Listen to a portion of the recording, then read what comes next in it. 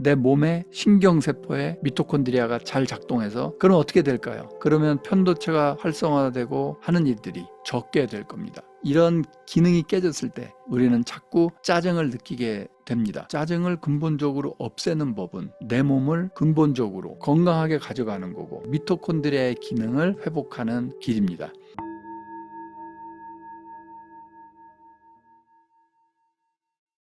우리가 일상생활 속에서 흔히 느끼는 게 짜증입니다. 주변에 짜증내는 사람들 많이 보고 또 본인이 짜증을 내기도 하고 왜 짜증이 이렇게 많을까? 짜증은 사실은 그거죠. 보편적인 형태의 분노, 화나는 거라고 할 수 있겠죠. 분노가 좀 더 공격적이고 폭력적이라면 짜증은 이렇게 폭력적으로까지는 안 가지만 편도체 활성화의 그 느낌, 그게 우리를 상당히 불행하게 만듭니다. 지금 현대사회에는 전부 다 짜증내니까 사람들이 그게 보통 정상인 것처럼 바뀌어버린 거예요. 화내고 짜증나는 거, 그거는 편도체 활성화라고 했고 편도체 활성화는 뇌에 비상벨이 켜진 거다, 이런 말씀을 드렸어요. 즉 정상이 아니라는 거죠. 짜증이 나죠? 그러면 이미 정상이 아닌 겁니다. 그런데 우리는 어떻게 지금 거꾸로 생각하냐면 화가 하나도 안 나, 그거 굉장히 기분 좋구나, 그럼 비정상적으로 행복한가 보다, 이렇게 거꾸로 생각해요. 짜증이 하나도 안 나, 그럼 기분이 좋아, 그게 정상이에요. 그 상태가 사람의 몸과 마음이 그냥 있는 상태예요. 그래서 그냥 있는 상태, 그냥 비잉하는 상태, 그냥 존재하는 상태, 그게 행복한 상태예요. 그게 보통인 거예요. 그래서 행복은 뭘 이렇게 크게 얻고 이런 게 아니라 분노, 불안, 이런 부정적 정서가 없고 고요하고 차분한 상태, 그게 지극한 행복입니다. 그래서 우리의 본 모습이 행복이라는 게 바로 그 뜻입니다. 우리의 본래 모습이 행복하다는 게 그 뜻이에요.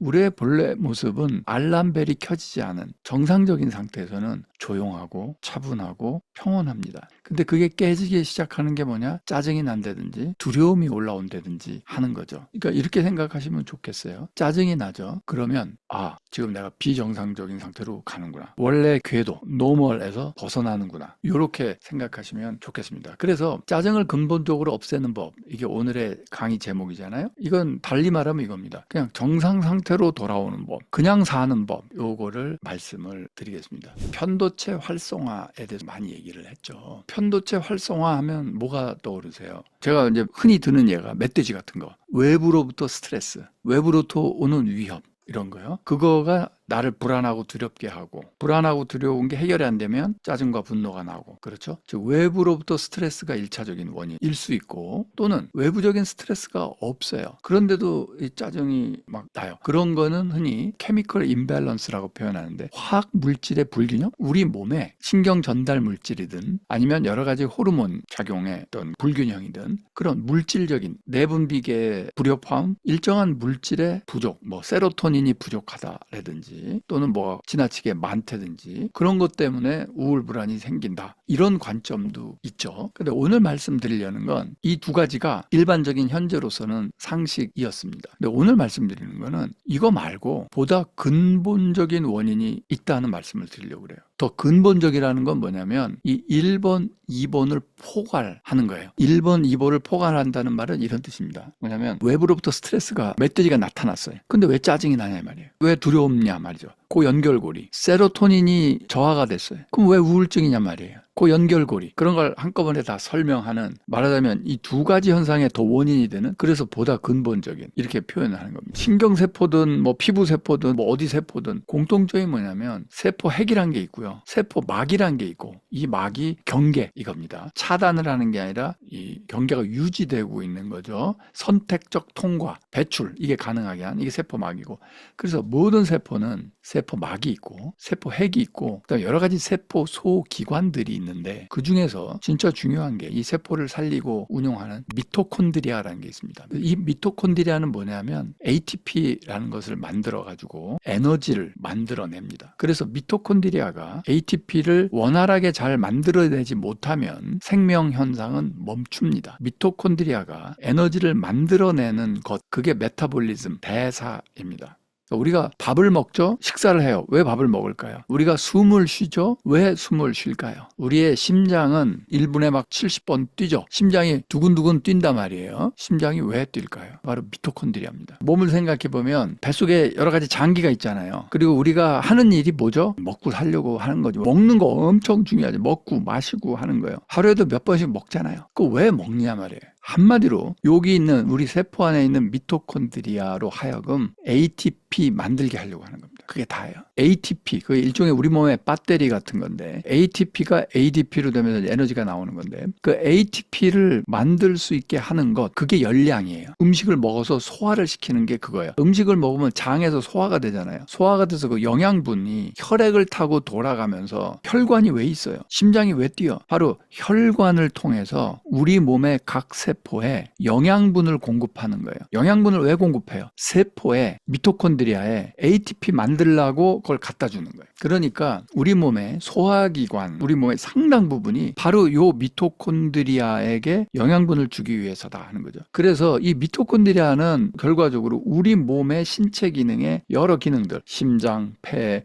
소화기관, 뭐 등등등 여러 기관들이 이 미토콘드리아를 위해서 봉사하고 있는 거예요. 미토콘드리아한테 산소도 갖다 주고 영양분도 갖다 주고 이렇게 하는 거예요. 그럼 미토콘드리아는 뭐 하냐? ATP 만들려고 하는 거예요. 그럼 그게 뭐 하느냐? 그 ATP로 우리 온 몸에 30조 개의 세포들이 운영이 되는 겁니다. 가동이 되는 겁니다. 다시 말해서 우리를 살아있게 만드는 겁니다. 그래서 ATP가 만약에 안 생긴다고 생각해 봐요. 5분, 6분이면 사람은 죽습니다. 어떤 기능을 스톱했는데 5분, 6분 만에 죽는다? 그런 건 ATP밖에 없을 겁니다. 정말 핵심적인 중요한 기능이다. 이렇게 말씀을 드릴 수 있습니다. 편도체가 활성화되고 자꾸 불안, 우울 이런 것부터 시작해서 각종 그거 외에도 여러 가지 정신질환이 있죠. 조현병이 있다든지 여러 가지 ADHD가 있다든지 양극성 장애가 있다든지 그런 것들은 다 뉴런이 작동이 제대로 안 되는 결과일 가능성이 큽니다. 그게 과학자들이 거의 합의를 보고 있는 것 같습니다. 너무나 많은 근거들이 나오는 거예요. 그래서 온갖 정신질환은 뭔가 잘못된 거잖아요. 제대로 작동을 안 한단 말이에요. 그러면 신경세포들이 제대로 작동을 못하는 가장 큰 원인이 뭐겠느냐 하면은 이 신경세포를 작동을 시키는 게 뭐냐? 엔진이 그게 미토콘드리아예요. 그럼 이 미토콘드리아에 기능 장애가 오면 잘 안 돌아가면 어떻게 되느냐? 이 뉴런의 기능이 엉망이 되겠죠. 잘 작동을 안 하겠죠. 그러면 그 결과 어떻게 되겠어요? 여러 가지 정신질환이 나올 수 있게 되겠죠. 제가 지금 얘기한 거 그러면은 미토콘드리아가 온갖 정신질환 문제냐? 그렇다고 강하게 주장하는 사람이 최근 베스트셀러가 된 브레인 에너지라는 책입니다. 크리스토퍼 팔머라고 하버드 의과대학 교수인데 아주 그냥 명료하게 얘기를 합니다. 뭐냐면 다양한 정신질환의 근본 원인이 뇌 대사장애, 소화해서 에너지를 세포가 갖다 끌어쓰는 온갖 과정이 대사라고 하잖아요. 즉 미토콘드리아가 결국 ATP 만드는 과정, 그게 대사, 메타볼리즘이죠. 대사 장애가 어떤 이유에서 생기면 신경세포들이 원활하게 에너지를 갖다 쓰지 못한다. 그러면 온갖 불안 장애부터 시작해서 분노 조절도 안 되는 것부터 시작해서 여러 가지 단순히 기분이 좀 다운되는 것부터 시작해서 치매도 오고 이런 거죠. 그래서 팔머는 무슨 얘기를 하냐면 자 여태까지는 말이에요. 세로토닌이 우울증의 원인이야라고 막 몰고 갔죠 사람들이. 그걸 완전히 어처구니 없다 이렇게 표현합니다. 어떤 이론에 의해서 세로토닌과 우울증 간의 관계 모델링이 있고 이론이 있고 그래서 실험을 해서 세로토닌이 원인이야 이렇게 발견한 게 전혀 아닙니다. 우연히 발견한 거예요. 세로토닌과 관계. 아직도 몰라요. 우울증이 세로토닌 부족으로 생긴 건지 아니면 우울증이 생겼기 때문에 세로토닌이 부족해진 인과관계도 몰라요 아직. 그리고 세로토닌이 우울증의 원인이다라고 단정지을 근거는 점점 희박해져 가고 있습니다. 화학적 불균형이라든지 유전학적 모델 날 때부터 그래 뭐 이런 거라든지 아니면 심리학적 모델 뭐 이렇게 생각해서 그래 사고방식이 이렇기 때문에 그래 이런 게 우울증의 원인이다 이런 게 어떤 정신질환의 원인이다 이런 걸 일거에 다 거부합니다. 그럼 말이 안 되는 거다 이렇게 이제 크리스 팔머가 얘기를 합니다. 미토콘드리아의 기능 저하가 결국은 정신질환의 근본 원인이다. 여기서 말하는 정신질환이라는 건 우울, 불안 포함해서 자폐니 뭐니 조현병이니 뭐니 다를 얘기하는 거예요. 대사질환과 정신질환으로 가는 공통 길목에는 미토콘드리아가 있다는 거죠. 왜냐하면 그게 당연한 게 대사의 궁극적인 목표는 미토콘드리아가 ATP 만들어내는 게 그게 다예요. 자 그러면 여태까지 유전적인 원인, 염증, 호르몬, 신경전달물질, 수면, 스트레스, 트라우마 이런 게 뭐냐면 정신질환의 위험 요소들이에요. 그런데 팔머는 딱 얘기합니다. 얘네들이 왜 정신질환의 위험 요소냐? 왜냐하면 얘네들은 딱 미토콘드리아의 기능을 악화시키기 때문이다.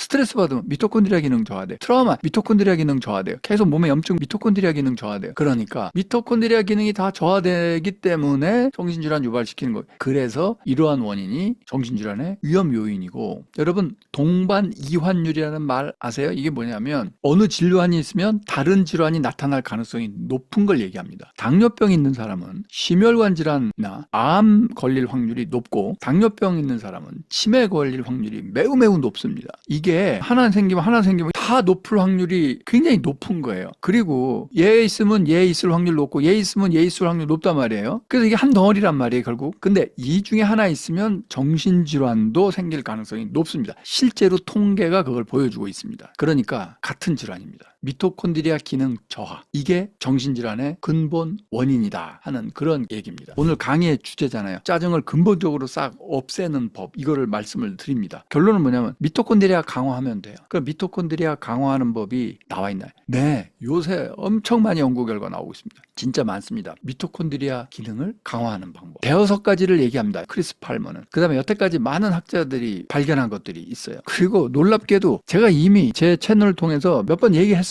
자, 그러면 제일 센 게 뭘까요? 제일 확실한 거? 누구나 다 동의하는 거? 그게 바로 존투 운동입니다. 이거는 지금 연구 결과 말씀을 드린 겁니다. 자, 존투 운동은 골격근과 뇌 모두에서, 그러니까 몸과 뇌 모두에서요. 몸만 튼튼하게 하는 거 아니에요? 뇌만 튼튼하게 하는 거 아니에요? 몸과 뇌 모두에서 새로운 미토콘드리아 생성을 촉진합니다. 숫자가 늘어난다는 얘기. 밀도를 증가시킵니다. 그러니까 뭐예요? 존투 운동하면 젊어집니다. 자, 그 다음에 미토콘드리아가 포도당과 지질을 ATP로 전환하는 능력을 향상시켜요. 그래서 미토콘드리아의 양, 크기, 효율성을 증진시킵니다. 이 얘기는 뭐냐면 포도당과 지질을 ATP로, 다시 말해서 지방과 포도당을 ATP로 바꾸는데 그 능력이 향상돼요. 그 얘기는 뭐냐면 미토콘드리아의 기능이 좋아지는 거예요. 그러니까 여기 존투 운동은 1. 미토콘드리아 숫자를 늘린다. 2. 미토콘드리아의 기능을 향상시킨다. 이렇게 되는 거예요. 존투 운동을 하면 미토콘드리아 기능 개선된다. 이거는 그냥 과학적인 사실이니까 존투 운동을 하셔야 됩니다. 자, 그 다음에 그럼 미토콘드리아 기능 개선에 운동밖에 없나? 아니요. 오늘 요 얘기까지는 안 하려고 하는데 근력 운동 있죠. 이건 또 다른 메커니즘입니다. 근육, 무산소 운동, 허벅지 근육 운동, 무게 막 드는 운동, 이것도 엄청나게 몸에 좋고 여러 가지 신경 전달 물질이라든지 도파민을 새롭게 나오게 한다든지 여러 가지 몸의 기능을, 또 미토콘드리아 기능을 다른 방식으로 좋게 합니다. 근력 운동은 또 다른 방식으로 우리 몸의 에너지 요구량을 증가시키는 거예요. 그것도 반드시 필요합니다. 근력이 자체가 늘어나는 것도 매우 중요하고요. 근력 운동을 하는 과정에서 그 자극, 그 신호가 오잖아요. 그것도 매우 중요해요. 그래서 1번은 존투 운동을 하시는 거고요. 그것만 하지 마시고 근력, 무게 운동, 자그마한 무게라도 무거운 거 드는 덤벨을 들든 캐틀벨을 들든 그것도 추가적으로 꼭 하셔야 됩니다. 그래서 몸의 근육량을 조금씩 늘려가야 됩니다. 나이 들수록 줄거든요. 유지하거나 늘리는 걸 목표로 하시면 됩니다. 그래서 결국은 두 가지를 하셔야 돼요. 존투 운동 같은 유산소 운동과 근육 늘리는 근력 운동, 이 두 가지를 다 하셔야 됩니다. 그 다음에 미토콘드리아 기능 개선하는데 도움이 되는 걸로 알려진 거는 바로 명상입니다. 알아차림 훈련이나 격관 명상, 이런 전전두피질 활성화하는 명상 기법은 스트레스 영향을 완화해서 미토콘드리아 기능을 최적화하는 데 도움을 줍니다. 명상은 산화 스트레스 지표와 염증 유발자, 이거의 발현을 감소시켜서 이런 염증이 자꾸 유발되면 미토콘드리아가 손상되거든요. 그걸로부터 보호합니다. 그래서 명상 전후에 염증이 훅 떨어지는 건 굉장히 많아요. 피부에다가 사이토카인 같은 거 발라가지고 피부에 염증 유발시키는 실험이 있습니다. 그냥 바르면 염증이 확 시뻘겋게 생깁니다. 그런데 명상을 하면서 같은 걸 바르잖아요. 그럼 거의 염증 발현이 안 일어납니다. 명상의 효과는 여러분이 생각하는 것보다 훨씬 더 직접적으로 몸의 반응과 연결되어 있습니다. 또 뇌기능 향상시키고 편도체 반응성을 감소시킵니다. 이런 뉴럴 네트워크의 연결 개선은 더 나은 정서 조절, 인지기능, 스트레스 회복, 탄력성에 도움을 줍니다. 그렇게 되면 어떻게 되겠어요? 미토콘드리아의 전반적인 기능 개선에 도움을 주게 됩니다. 두 가지 얘기했어요. 미토콘드리아를 더 좋게 하려면 1. 운동, 존투 운동이나 플러스 근력 운동. 2. 명상. 근데 여러분 바쁘잖아요. 바쁘니까 제가 제안한 게 뭐죠? 존투 운동 그냥 하면 너무 지루하고 심심하니까 존투 운동을 하면서 명상을 해라, 이 말씀을 드렸습니다. 존투 운동하면서 명상하기 너무 기분 좋습니다. 존투 운동하면서 명상의 핵심 알아차림이잖아요. 내 호흡을 알아차리고, 그다음에 내 발바닥의 느낌을 알아차리고, 바람이 내 피부에 닿는 거 알아차리고 등등등 존투 운동을 하면 좋습니다. 자, 그러면은 그게 다냐? 아니요. 미토콘드리아 기능 향상을 위한 거, 과학적으로 발견된 거 몇 개 더 있습니다. 크리스 팔머가 얘기하는 것도 몇 개 더 있습니다. 뭐냐면 늘 강조하는 1번 수면입니다. 양질의 수면은 미토콘드리아 복구, 재생 및 최적 기능에 필수적입니다. 수면 부족은 미토콘드리아 기능을 손상시킵니다. 그래서 매튜 워커의 Why We Sleep 그 책에 봐도 수면 부족하면 치매 걸리고, 수면 부족하면 심혈관 질환 걸리고 쫙 나오잖아요. 그거 다 미토콘드리아 기능 저하됐을 때 나오는 일들이거든요. 그러면 수면이 부족하면 왜 치매 걸리냐? 수면이 부족하면 왜 이런 심혈관 질환이 뭐니 이런 게 왜 생기냐? 다 미토콘드리아와 관련이 있습니다. 그래서 젊어지시려면, 뇌 기능 잘 유지하려면 꼭 양질의 수면. 세 번째는 유해 물질의 회피, 이게 중요합니다. 한마디로 술, 담배는 일단 무조건 끊으셔야 됩니다. 미토콘드리아 기능 유지에 치명적입니다. 우리가 의식적으로 끊을 수 있는 거, 독극물에 해당하는 아주 독성이 알코올입니다. 몸에 아주 해로운 거고요. 술은 한 잔 정도 먹어야 건강에 더 좋다. 그 완전히 잘못된 통계 분석의 결과고, 한 방울이라도 알코올을 섭취하는 건 건강에 무조건 해롭습니다. 꾸준히 알코올을 섭취하는 건 미토콘드리아에 아주 치명적으로 나쁘니까 하지 마시고, 니코틴, 담배도 마찬가지고요. 전자담배, 니코틴 다 들어있거든요. 그런 거 다 해롭습니다. 반드시 니코틴 중독으로부터, 알코올 중독으로부터는 빠져나오고 멀리 하시기 바랍니다. 그다음에 인간관계 개선. 왜냐하면 인간관계로부터 여러 가지 스트레스가 많이 오거든요. 우리가 살면서 현실적으로 가장 많은 스트레스를 겪는 거는 인간관계로부터 오는 겁니다. 업무 자체의 스트레스는 사람을 아프게 하지 않는다. 그런 연구도 꽤 많이 있습니다. 사람을 진짜 아프게 하고 스트레스를 확 올려가지고 염증 반응 일으키고 미토콘드리아 손상시킬 정도로 우리에게 해를 끼치는 거는 인간관계 갈등입니다. 그래서 인간관계에서 갈등을 최소화하도록 편한 전환도 하시고, 자타긍정, 용서, 연민, 사랑, 수용, 감사, 존중, 자타긍정 6개 꾸준히 하시고, 그런 명상법도 미토콘드리아에 도움이 됩니다. 그러면 다시 정리하면은 수면 잘 자고, 건강하게 잘 먹고, 술, 담배 안 하고, 인간관계 갈등 겪지 않고, 냉수욕이나 사우나 하고, 더하기 존투 운동하고, 명상하고, 근력 운동도 해야죠. 그러면 어떻게 될까요?